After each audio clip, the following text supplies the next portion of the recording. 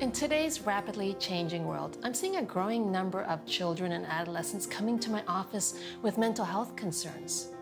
Part of this may be greater mental health awareness, but some of this can also be the greater level of stress facing our kids today. Poor abilities to cope, and maybe broken family backgrounds that are contributing to this increasing number. I have kids as young as 3 come into my office with all the signs and symptoms of depression, and some are even suicidal. Yet stats show us that only 1 out of every 2 kids who have mental health challenges get the help they need, even though research now shows us how treatable many of these conditions are. Part of this may be that mental health symptoms in children often mask themselves as behavioral problems, but the other part may be the great fear that parents have that they will be labeled bad parents if they acknowledge how serious their kids' problems are.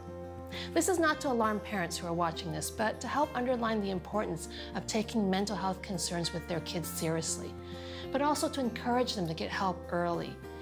The mistaken belief that the kids will outgrow their anxiety or depression is not only wrong, but research shows that their symptoms tend to get worse without some sort of intervention. The good news is that many times the intervention strategies are quite simple, and parents will often see good results fairly quickly. Now, keep in mind for kids and adolescents, the signs may be more behavioral. So here are some things to look for.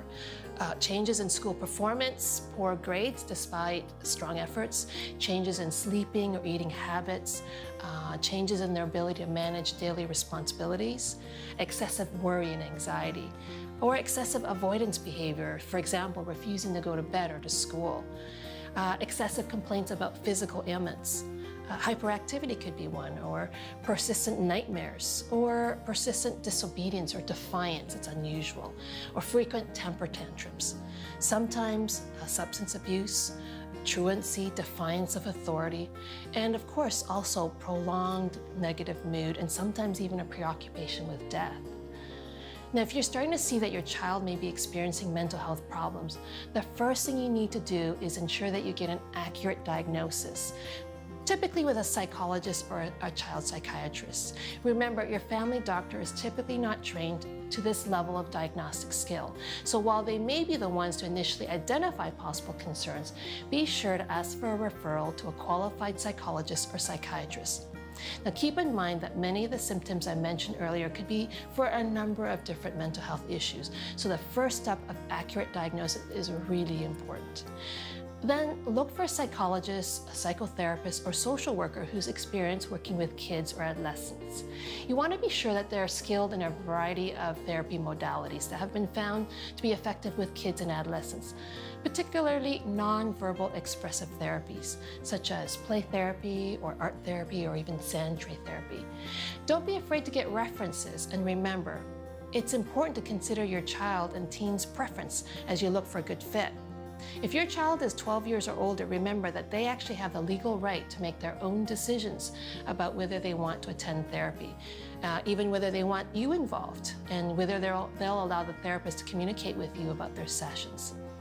You know, it may be difficult for you as parents to let go, but remember, therapy only works if your child is engaged, motivated, and willing to do the hard work necessary. In most instances, therapists will want to include you in the process and teach you skills so you can support and help your child at home, since you're with them 24/7, and your influence can go a long way towards helping your child. And not uncommonly, kids who struggle with depression or anxiety may have parents who also struggle similarly. So it can be helpful not just for your own healing, but also to recognize how your fears and maybe your dysfunctional patterns of thinking and feeling could be impacting your child's mental health. Now, if your child or adolescent refuses to get help, then you should still get help to know how to support them appropriately, set healthy boundaries, and stop enabling them from facing their fears, or how to confront them lovingly on their need to get help. Once you stop enabling their avoidance behavior, you may find that they will be ready to seek help. If this sounds like your child, please get help for them so that you can equip them to thrive and handle the stresses of life.